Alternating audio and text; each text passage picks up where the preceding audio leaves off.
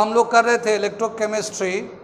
Electrochemistry इसको हम लोग रिडॉक्स रिएक्शन भी कहते हैं, ठीक है, रिडॉक्स रिएक्शन। इसको समझने के लिए हम लोग शुरू करते हैं रिडॉक्स रिएक्शन से। क्या है redox reaction? Redox reaction, redox को फुल फॉर्म कहते हैं, ये है रिडक्शन। रिडक्शन से लिया गया है रेड एंड ऑक्सीडेशन से लिया गया है ऑक्स, ठीक है ना। और इन दोनों को मिलाया है तो ये बन गया है रिडॉक्स। रिडक्शन एंड ऑक्सीडेशन दोनों रिएक्शन जो है ना, होता है कि रिडॉक्स रिएक्शन जो है, एक रिडॉक्स को रेड लेते हैं तो रिडक्शन कहलाता है, और ऑक्स जो है ना ऑक्सीडेशन को रिप्रेजेंट करता है। इनका हाफ रिडक्शन का रेड लेते हैं, ऑक्सीडेशन का ऑक्स लेते हैं, रिडॉक्स रिएक्शन, ठीक है ना। रिएक्शन क्या होता है कि जब भी कभी कोई रिएक्शन होता है, रिएक्शन कब होता है, क्यों होता है, जानते हैं कुछ? जितने भी पीरियोडिक टेबल में एलिमेंट्स हैं उनके आउटर शेल इनकम्प्लीट होते हैं एक्सेप्ट नोबल गैस। सुना तो होगा नोबल गैस, वो एलिमेंट जो सबसे लास्ट ग्रुप में आता है, 18th ग्रुप में आता है मॉडर्न पीरियोडिक टेबल में, और 8th ग्रुप में आता है मेंडलीव के क्लासिफिकेशन में, ठीक है। तो जो 18th है या 8 है उसका आउटर शेल कंप्लीट रहता है, और रेस्ट ऑफ अदर जितने भी दूसरे पीरियोडिक टेबल में एलिमेंट्स हैं उनके आउटर शेल इनकम्प्लीट होते हैं। इनकम्प्लीट का मतलब ये है कि जितना उनको इलेक्ट्रॉन चाहिए अपने ऑक्टेट को कंप्लीट करने के लिए उतना इलेक्ट्रॉन नहीं होता। जैसे हम लोग एक एग्जांपल लेते हैं, जैसे सोडियम ही है, बहुत ही common example sodium. Atomic number कितना? 11। इलेक्ट्रॉनिक कॉन्फ़िगरेशन जब लिखेंगे इसका तो 281 होता है। पहले शेल पे 2 इलेक्ट्रॉन, दूसरे शेल पे 8 इलेक्ट्रॉन, और तीसरे शेल पे 1 इलेक्ट्रॉन। ऐसे ही क्लोरीन ले लेते हैं हम लोग। क्लोरीन का एटॉमिक नंबर 17, इलेक्ट्रॉनिक कॉन्फ़िगरेशन लिखेंगे 287। लेकिन अगर इसका नॉर्मल जो कैपेसिटी है इलेक्ट्रॉन की वो है 288, ऐसे 18, फिर 18 भी है आगे। तो थर्ड शेल पे इलेक्ट्रॉन रखने की कैपेसिटी है 8, लेकिन सोडियम के पास है 1 इलेक्ट्रॉन, और क्लोरीन के पास है 7 इलेक्ट्रॉन आउटर शेल पे, थर्ड शेल पे, जबकि इसको होना चाहिए था 8 इलेक्ट्रॉन। कितनी बात में? तो इसका जो थर्ड शेल है 8 अलग इलेक्ट्रॉन होता तो कंप्लीट होता शेल, पर इसका 1 है, ये भी इनकम्प्लीट है, इसके पास 7 है, अभी भी ये भी इनकम्प्लीट है। जिनके आउटर शेल इनकम्प्लीट होते हैं ये एक नेचुरल टेंडेंसी होता है कि वो अपना ऑक्टेट कंप्लीट करे। नेचुरल टेंडेंसी, जैसे बहुत सारे नेचुरल टेंडेंसी हमारी होती है, जैसे भूख लगना, ठीक है, बहुत सारे हम लोग काम करते हैं, वो नेचुरल हमारा होता है। ऐसे ही एलिमेंट्स के आउटर शेल जिनके इनकम्प्लीट होते हैं उनकी ये टेंडेंसी है कि वो चाहते हैं कि मेरा आउटर शेल कंप्लीट हो जाए। उसे कंप्लीट करने के लिए वो कुछ भी करेंगे, ठीक है। जैसे आप यहाँ बैठे हैं, तैयारी कर रहे हैं, अपने करियर को बनाने के लिए कुछ भी करने के लिए तैयार है, ऐसे ही ये एलिमेंट्स अपने ऑक्टेट को कंप्लीट करने के लिए कुछ भी करेंगे। कुछ भी का मतलब यह है कि यहाँ पे ऑक्टेट कंप्लीट करने के 3 तरीके हैं। या तो ये अपना इलेक्ट्रॉन दे दे और कंप्लीट कर ले, या फिर लेके कंप्लीट करे, या फिर शेयर करे। तो या तो इलेक्ट्रॉन डोनेट करेगा, या एक्सेप्ट करेगा, या फिर शेयर करेगा। ये 3 मोड है जिससे वो अपना आउटर शेल को कंप्लीट करना चाहता है। जब कभी भी कोई इलेक्ट्रॉन को इलेक्ट्रॉन का लेन देन होता है, या तो इलेक्ट्रॉन दे दे या इलेक्ट्रॉन ले ले, तो उसके लिए एनर्जी की ज़रूरत होती है। जिस तरह से हम लोग कोई चीज़ खरीदते हैं तो बगैर पैसे का नहीं खरीद सकते, इसी तरह से जब भी कभी किसी का इलेक्ट्रॉन लेना हो या इलेक्ट्रॉन कोई चाहेगा तो उसके रेफरेंस में एनर्जी का ज़रूरत पड़ेगा।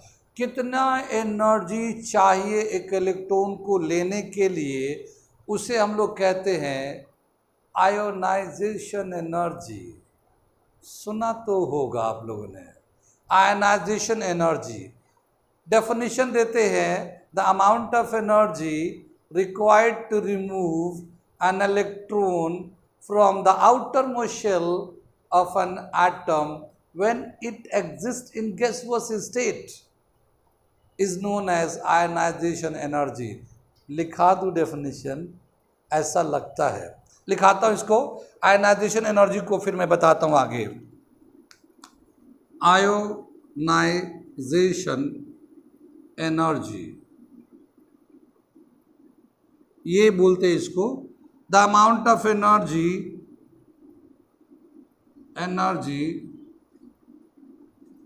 Required to remove an electron from outermost shell of an atom when it exists in gaseous state। कितनी बात सुने, कितना एनर्जी चाहिए, अमाउंट ऑफ एनर्जी, कितना एनर्जी चाहिए एक एटम से an atom when it is exist in gaseous state, solid state में नहीं, लिक्विड स्टेट में नहीं। जब कोई एलिमेंट गैस के स्टेट में होता है तो उसके आउटर शेल से इलेक्ट्रॉन निकालने के लिए कितना एनर्जी की ज़रूरत होती है, उसी को हम लोग कहते हैं आयनाइजेशन एनर्जी। एक इलेक्ट्रॉन निकालना है, फर्स्ट आयनाइजेशन एनर्जी, अगर 2 इलेक्ट्रॉन निकालना है, सेकेंड आयनाइजेशन एनर्जी, ऐसे थर्ड का अगर निकालो, थर्ड आयनाइजेशन एनर्जी। ये एक अलग टॉपिक है केमिकल बॉन्डिंग 11th क्लास में, types of chemical bonding 11th class में, मगर यहाँ पे चूँकि ज़रूरत है थोड़ा सा तो मैंने ये बता दे रहा हूँ। ठीक, कितनी बात समझ में आई।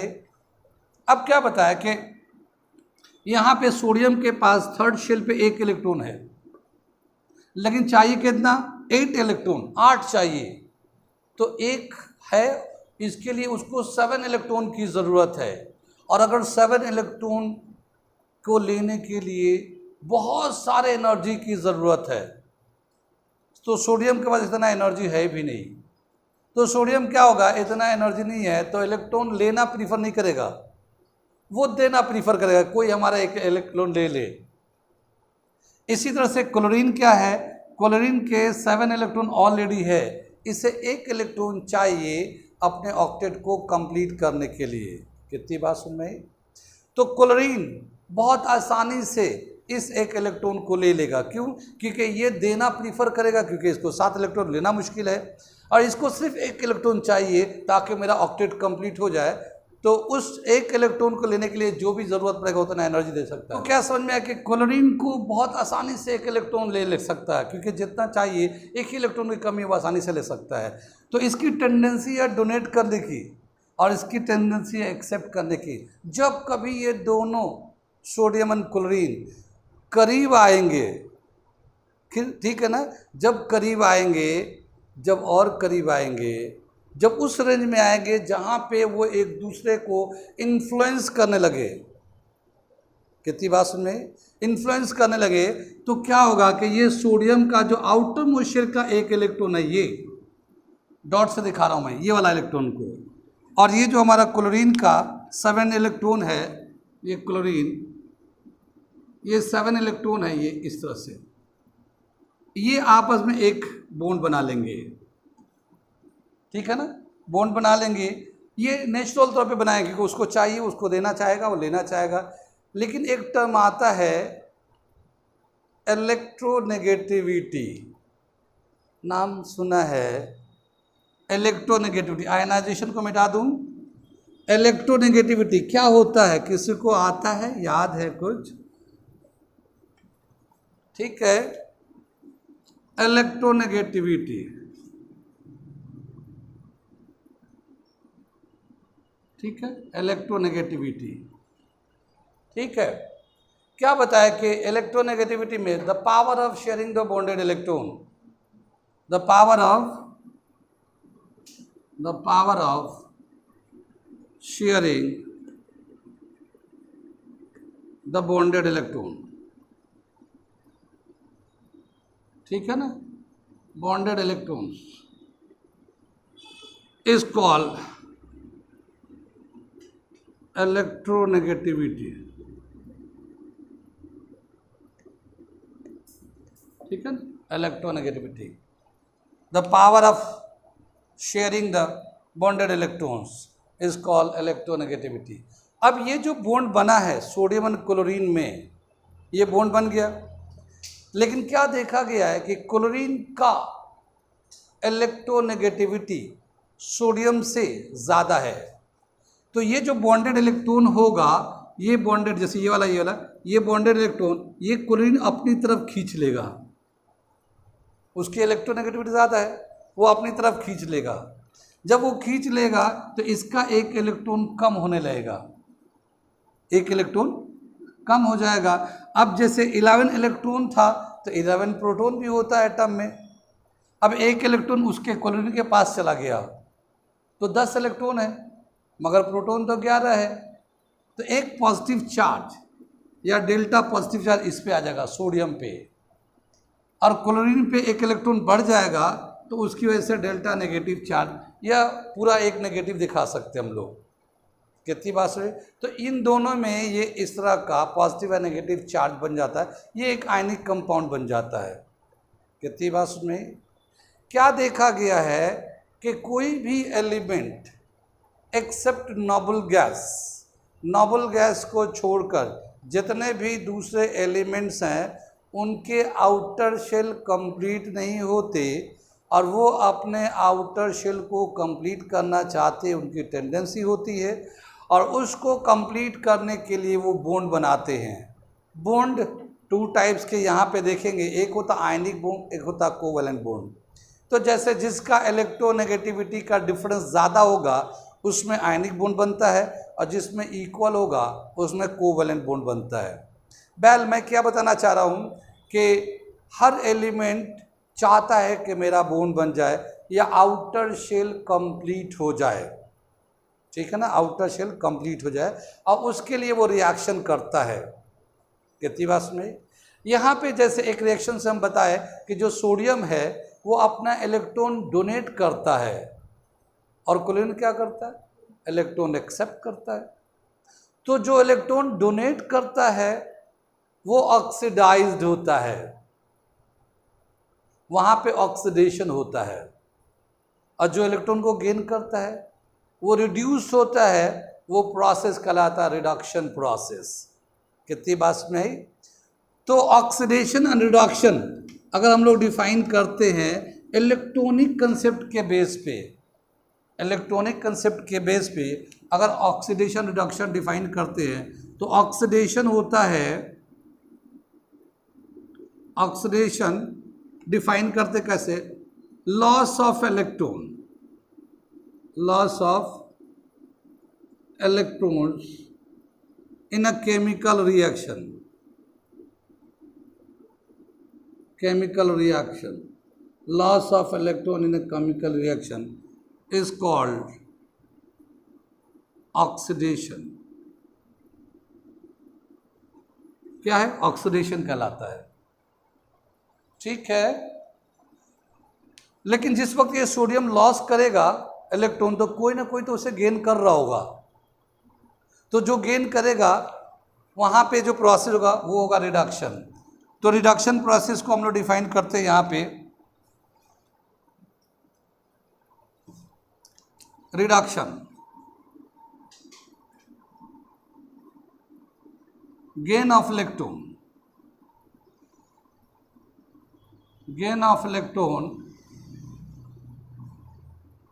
during a chemical reaction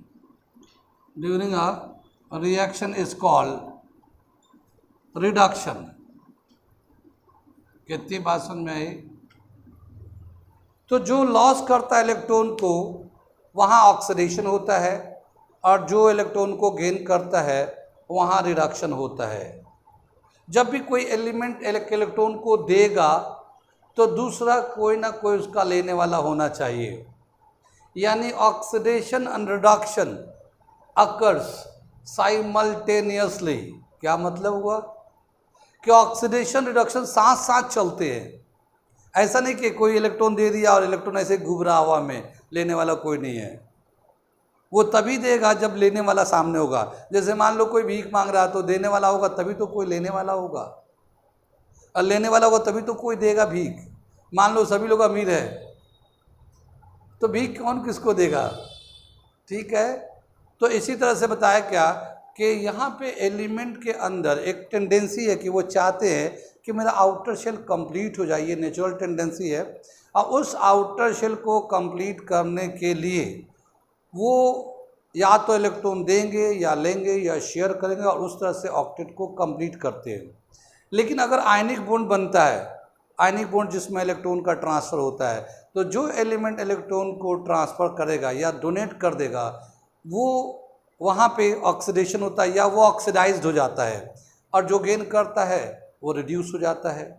तो ऑक्सीडेशन एंड रिडक्शन दोनों ही साथ साथ होते हैं, और उसी ऑक्सीडेशन रिडक्शन को हम लोग रिडॉक्स रिएक्शन बोलते हैं। ठीक है ना, रिडॉक्स रिएक्शन ये लिखा ना, redox reaction. Oxidation and reduction occurs simultaneously is called redox reaction. मैं रिडॉक्स रिएक्शन को यहाँ पे डेफिनेशन के तौर पे लिख देता हूँ, रिडॉक्स रिएक्शन। ठीक है ना। In a chemical reaction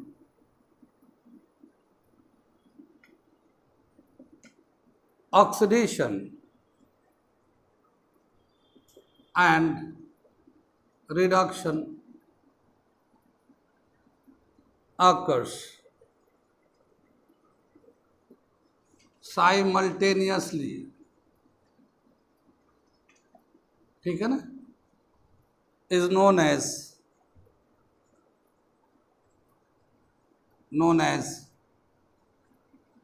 redox reaction। ठीक है ना, कितनी बात सुन में आई? तो ये है कि कोई भी एलिमेंट है, सभी एलिमेंट जिनके ऑक्टेट कंप्लीट नहीं होते, अपने कंप्लीट करने के लिए वो रिएक्शन करते हैं, और रिएक्शन करते हैं तो कोई ऑक्सीडाइज होता है, कोई रिड्यूस होता है। ये डिपेंड करता है कि उसके पास किस तरह की टेंडेंसी है, ऑक्सीडाइज होने की या रिड्यूस होने की। क्या देखा गया, पीरियोडिक टेबल तो जानते हैं आप लोग, क्या देखा गया है कि जितने भी मेटल होते हैं पीरियोडिक टेबल के लेफ्ट में होते हैं, और जो नॉन मेटल होते हैं वो राइट में होते हैं। मेटल नॉन मेटल का एक डेफिनेशन ऑक्सीडेशन रिडक्शन पे भी देते हैं। वो एलिमेंट जो रिएक्शन में ऑक्सीडाइज्ड होगा वो मेटल कहलाएगा, और वो एलिमेंट जो रिएक्शन के पीरियड में रिड्यूस होगा वो नॉन मेटल कहलाता है। जब कभी हम लोग इलेक्ट्रॉनिक कॉन्फ़िगरेशन लिखते हैं और कोई भी एलिमेंट जिसका वैलेंस इलेक्ट्रॉन 1 2 3 होगा, वो रिएक्शन में इलेक्ट्रॉन को डोनेट ही करेगा। क्या? जिसके आउटर शेल पे इलेक्ट्रॉन्स कितने होंगे 1 2 3, वो रिएक्शन में इलेक्ट्रॉन को डोनेट करेगा और वो मेटल कहलाएगा। और जिसके आउटर शेल पे 5 6 7 रहेंगे वो नॉन मेटल कहलाएगा, और रिएक्शन में वो इलेक्ट्रॉन को गेन करते हैं। कितनी बात सुनिए। तो जिसके आउटर शेल पे, यहाँ पे मैं लिखता हूँ, ये मिटा दूँ, इसका काम खत्म। वैलेंस इलेक्ट्रॉन,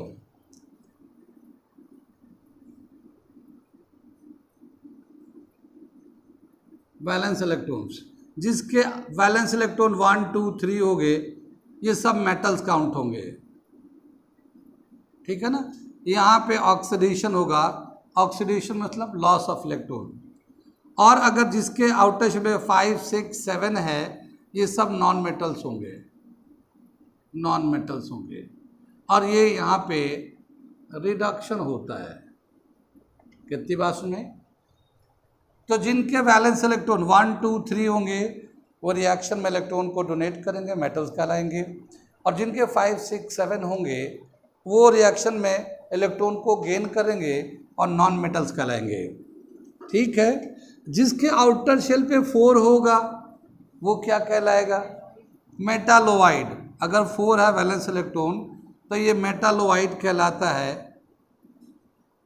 और ये कहीं पे तो मेटल और कहीं पे नॉन मेटल की तरह बिहेव करता है। आगे चले हम लोग। क्या देखा है कि बहुत सारे एलिमेंट्स ऐसे हैं जिनकी रिएक्टिविटी अलग अलग है। 10th क्लास में पढ़ा था मेटल नॉन मेटल हम लोगों ने। तो क्या देखते हैं कि बहुत सारे इलेक्ट्रॉन एलिमेंट ऐसे हैं जो रिएक्टिव है और उनकी रिएक्टिविटी किसी के ज़्यादा किसी का कम है। उसके रिएक्टिविटी के हिसाब से उन्हें अरेंज किया गया है, एक टेबल बनाया गया है, उसे कहते हैं रिएक्टिविटी सीरीज। ठीक है, रिएक्टिविटी सीरीज। अगर हम लोग रिएक्शन कराते हैं तो जो मोर रिएक्टिव एलिमेंट होगा वो लेस रिएक्टिव एलिमेंट को रिप्लेस कर देगा। More reactive element replace the less reactive element. ये एक रिएक्टिविटी सीरीज से हमें आइडिया मिलता है, आइडिया डिराइव करते हैं। आगे क्या बताया है इसमें कि जो रिडॉक्स रिएक्शन है वो 2 टाइप्स के हैं। ठीक है ना। रिडॉक्स रिएक्शन जो है वो 2 टाइप्स के हैं। एक होता है डायरेक्ट रिडॉक्स रिएक्शंस और दूसरा है इनडायरेक्ट रिडॉक्स रिएक्शन। इसे मिटा दें हम लोग। रिडॉक्स रिएक्शन को हम लोग देख रहे हैं।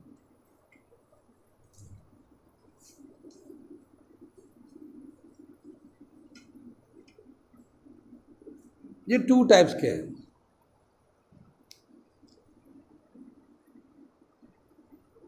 Direct redox reaction, indirect redox reaction. ये 2 टाइप्स के रिडॉक्स रिएक्शंस होते हैं। ठीक है। ऑक्सीडेशन एंड रिडक्शन, ये जो अभी हम लोगों ने डिफाइन किया, loss of electron, gain of electron, ये जो हम लोगों ने इलेक्ट्रॉनिक कॉन्फ़िगरेशन के बेस पे, इलेक्ट्रॉनिक कंसेप्ट के बेस पे हम लोग डिफाइन किया है। लेकिन ऑक्सीडेशन रिडक्शन दूसरे तरीका से भी डेफिनेशन देते। एक बहुत ही बेसिक डेफिनेशन है, वो क्या है, एडिशन ऑफ हाइड्रोजन और removal of oxygen is called reduction process. ठीक है, रिडक्शन प्रोसेस बंद करिएगा। ठीक है। डायरेक्ट रिडॉक्स रिएक्शन देखते हैं क्या होता है, उसके बाद इनडायरेक्ट रिडॉक्स रिएक्शन बताते हैं। डायरेक्ट रिडॉक्स रिएक्शन देखने के लिए थोड़ा सा हम फिगर बनाते हैं। ठीक है, तो मैं इसे मिटाता हूं और कुछ फिगर बनाता हूं डायरेक्ट रिडॉक्स रिएक्शन के लिए।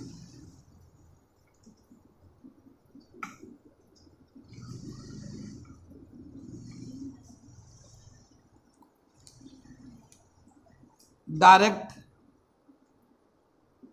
रिडॉक्स रिएक्शन क्या करते हैं हम लोग, एक कंटेनर लेते हैं, इसमें एक सॉल्यूशन लेते हैं, कॉपर सल्फेट सॉल्यूशन। ठीक है ना। ये हम लोग सॉल्यूशन ले रहे हैं, सॉल्यूशन का नाम है copper sulphate solution.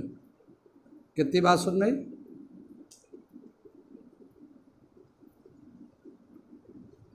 Copper sulphate solution.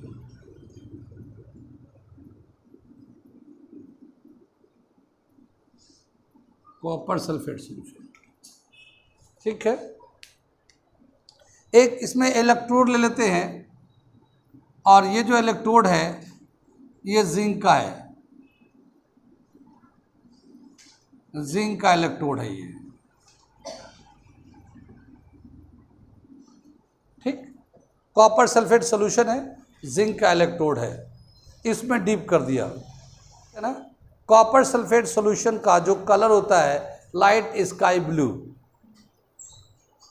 Sky blue colour, तो हमने कलर लगा रखा है। कितनी बात में ये कॉपर सल्फेट सॉल्यूशन है और ये जिंक है। आगे चले हम लोग, आगे क्या बताया कि जो जिंक है कॉपर के कंपेयर में मोर रिएक्टिव होता है। पहले सुन लीजिए, फिर लिखने का टाइम दूंगा, बंद कर दूंगा, फिर आराम से लिखिएगा। पहले सुन लिए वरना फिर डिले हो जाएगा। ठीक है, आगे चले हम लोग, क्या बताया, कॉपर सल्फेट ये सोल्यूशन है, ये जिंक रॉड है। कॉपर एंड जिंक का अगर रिएक्टिविटी देखेंगे तो zinc is more reactive than copper. Copper के कंपेयर में जिंक की रिएक्टिविटी ज़्यादा होता है। जो मोर रिएक्टिव एलिमेंट होते हैं वो लेस रिएक्टिव एलिमेंट को रिप्लेस कर देते हैं।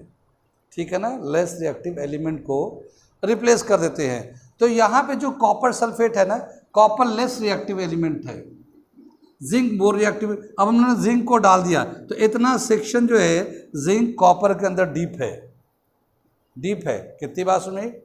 तो ये जो सेक्शन है यहाँ पे जिंक जो है ना कॉपर सल्फेट सॉल्यूशन के कांटेक्ट में है।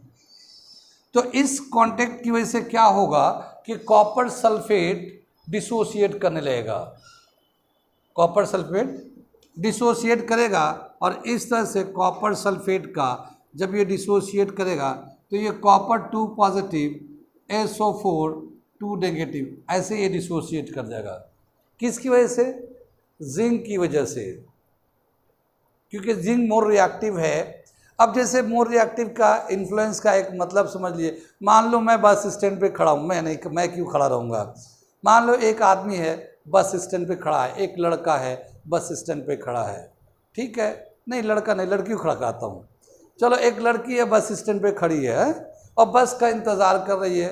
उसका जो मेंटल एंड फिजिकल जो स्टेट होगा एक नॉर्मल होगा, अपने बस का इंतज़ार कर रहे होंगे, उन्हें पता होगा कितनी देर में आते हैं, ठीक है ना। तो वो इंतज़ार कर रहे हैं, बस स्टैंड है, कोई भी आ सकता कोई भी जा सकता है। इसी बीच में एक लड़का भी आके बस के इंतज़ार के लिए, बस लेने के लिए वो भी वहाँ आया। तो लड़का दूर में खड़ा है, ठीक है, तो कोई बात नहीं। लेकिन मान लो लड़का फिर वो भी देखा कि यार मैं दूर में खड़ा हूँ, बस स्टैंड, बस का स्टॉपेज यहाँ छूट ना जाए, तो वो भी वहाँ पे आहिस्ता आहिस्ता बस के स्टैंड के पास आ गया। और बस स्टैंड पे जैसे करीब आया वो लड़की के बहुत करीब आ गया, मतलब इतने डिस्टेंस पे। तो उस वक्त उसके सोचने और समझने का क्या हो रहा होगा फिजिकल एंड मेंटल पे, एक तरह का एक वो कुछ करे ना करे मगर उसके उतने दूर होने की वजह से इनके फिजिकल एंड मेंटल में बहुत सारे थॉट प्रोसेस चलने लगेगा। कितनी बात समझ में, यानी वो जो नॉर्मल सिचुएशन था वो अब उसके आने की वजह से वो डिसऑर्डर हो रहा है, चाहे वो कुछ भी हो मगर उसमें बहुत सारे चेंजेस आ रहे हैं, थॉट में चेंज आ रहा है, फिजिकल मेंटल में आ रहा है, ठीक है ना। कितनी बात समझ में, वो कुछ भी हो रहा हो। इसी तरह से क्या बताया कि जब कभी कोई दो एलिमेंट जब करीब आते हैं तभी वो एक दूसरे को रिएक्ट करते हैं, दूर दूर रखने से रिएक्शन नहीं होता, ठीक है ना। तो ऐसे ही जैसे ये कॉपर रॉड और सॉरी जिंक रॉड अगर कॉपर में डीप है तो उस वक्त ये रिएक्शन होगा, अगर जिंक रॉड बाहर होगा तो कॉपर का कुछ भी नहीं होगा, कॉपर सल्फेट जैसे है वैसे ही रहेगा। लेकिन जब जिंक डालेंगे तो जिंक चूंकि मोर रिएक्टिव है तो अपने रिएक्शन की वजह से अभी रिएक्शन नहीं कर रहा, मगर सॉल्यूशन में डीप होते ही ये कॉपर सल्फेट टूटने लगेंगे, जबकि अभी जिंक रिएक्शन नहीं कर रहा वो, लेकिन उसके होने की वजह से कॉपर सल्फेट डिसोसिएट करने लगेगा क्योंकि वो मोर रिएक्टिव है। कितनी बात सुन में, आगे चले, जब ये इस तरह से डिसोसिएट करेगा तो जिंक भी रिएक्टिव है, तो जिंक क्या करेगा, वो जिंक जो है इस तरह से आयनाइज्ड हो जाएगा, 2 इलेक्ट्रॉन देगा बाहर और खुद ऑक्सीडेशन प्रोसेस हो जाएगा, 2 इलेक्ट्रॉन को रिलीज करेगा यहाँ पे और ये जिंक आयंस बन जाएगा। अब ये जिंक जो है 2 इलेक्ट्रॉन की डिफिशियंसी है, ये क्या करेगा, जिंक सल्फेट से जाकर रिएक्ट कर जाएगा। तो ये जिंक जो है जिंक 2 पॉजिटिव SO4 2 नेगेटिव, ये रिएक्ट करके जिंक सल्फेट बन जाएगा। क्या बन जाएगा, ये जिंक सल्फेट सॉल्यूशन बन जाएगा। और ये जो कॉपर था, ये जो कॉपर बना था ये, और ये जो 2 इलेक्ट्रॉन यहाँ से मिला है, ये दोनों इलेक्ट्रॉन मिलके कॉपर मेटल बन जाएगा। यानी जो कॉपर पहले सॉल्यूशन यानी सल्फेट के साथ था, जिंक के होने की वजह से, मोर रिएक्टिव होने की वजह से वो कॉपर हट गया अलग, और जिंक उसके साथ जाके सल्फेट के साथ रिएक्शन करके अपना एक जिंक सल्फेट कंपाउंड बना लिया। ठीक है, इसे बोलते हैं डायरेक्ट रिडॉक्स रिएक्शन, क्योंकि एक ही कंटेनर में ऑक्सीडेशन भी हो रहा है। ये जिंक जो है ना इलेक्ट्रॉन रिलीज किया है, इलेक्ट्रॉन रिमूव किया है, दिया है इलेक्ट्रॉन को, तो ये ऑक्सीडाइज्ड हुआ है, और यहाँ कॉपर जो है ना इलेक्ट्रॉन को गेन किया है, तो ये रिड्यूस्ड हुआ है। सो oxidation and reduction occurs simultaneously but in A same container, एक ही में हो रहा है। ठीक है, इसके होने से क्या क्या हुआ, ये जो जिंक था अपना इलेक्ट्रॉन छोड़ा, और छोड़ने के बाद सल्फेट के साथ से जिंक सल्फेट बनाया। तो ये जो जिंक था, इसका एक एटम जिंक का निकल के सल्फेट के पास चला गया, और जिंक सल्फेट इधर बना लिया, इधर सॉल्यूशन में आ गया जिंक सल्फेट।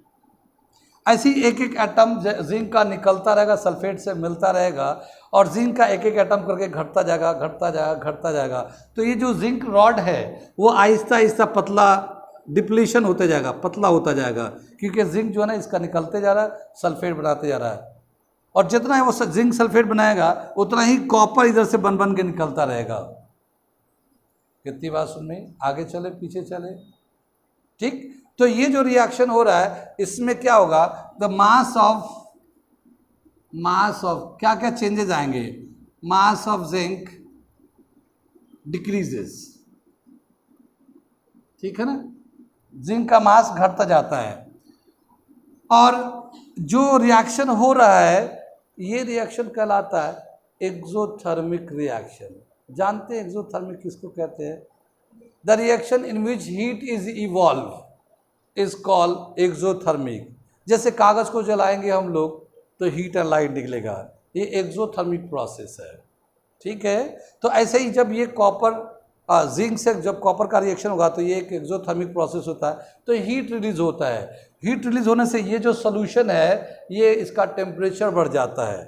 हीट जब रिलीज होगा तो temperature of container, temperature of solution increases.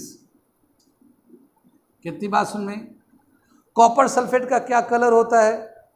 Sky blue colour. लेकिन अब तो कॉपर आहिस्ता आहिस्ता निकलता जा रहा है, जिंक आते जा रहा है, तो ये जो कलर है स्काई ब्लू कलर ये डिसअपियर होने लगेगा, कलर खत्म होने लगेगा। कितनी बात सुनी? सो द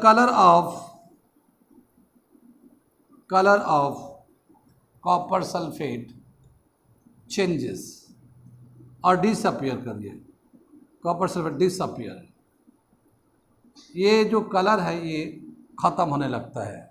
कितनी बात सुन में? और इस तरह से ये चेंजेस आते हैं। कॉपर का मास बढ़ता जाता, कॉपर एटम का मास, कॉपर प्योर बनने लगता है ना यहाँ पे, तो कॉपर प्योर का मास बढ़ने लगता है, प्योर मेटल का मास बढ़ने लगता है। और जो कॉपर सल्फेट सॉल्यूशन था वो जिंक सल्फेट सॉल्यूशन में कन्वर्ट होते जा रहा है। लेकिन सॉल्यूशन जो है पहले भी न्यूट्रल था, अभी भी न्यूट्रल है। न्यूट्रल का मतलब कोई चार्ज नहीं है, जो 2 इलेक्ट्रॉन वो दे रहा है जिंक, वो कॉपर ले रहा है, तो कोई नेट चार्ज वहाँ सॉल्यूशन में है नहीं। तो सॉल्यूशन पहले भी इनर्ट सॉल्यूशन था, न्यूट्रल सॉल्यूशन था, अब भी सॉल्यूशन न्यूट्रल है। तो यहाँ लिखते हैं द सॉल्यूशन रिमेन न्यूट्रल। ठीक है ना? The mass of pure copper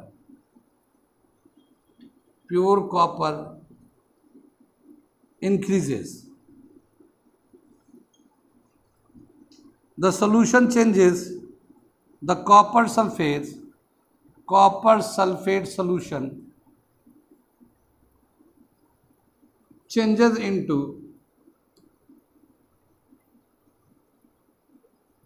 zinc sulfate solution. ठीक है ना? दिख रहा है पीछे वाले बच्चों? The copper sulfate solution changes into zinc sulfate solution। जैसे ये कॉपर सल्फेट सॉल्यूशन था वो Aahista Aahista zinc sulphate solution में चेंज होते जाता है। तो ये था हमारा डायरेक्ट रिडॉक्स रिएक्शन और उसके परिणाम, यानी क्या उसका रिजल्ट होता है, क्या अंजाम होता है। कितनी बात समझ में आए? कुछ कुछ आ रहा है तो इसे नोट कर लिए, और अगर कुछ पूछना है तो बताइए, मैं उसे बताता हूँ। उसके अगर आपको आ रहा समझ में तो ठीक है,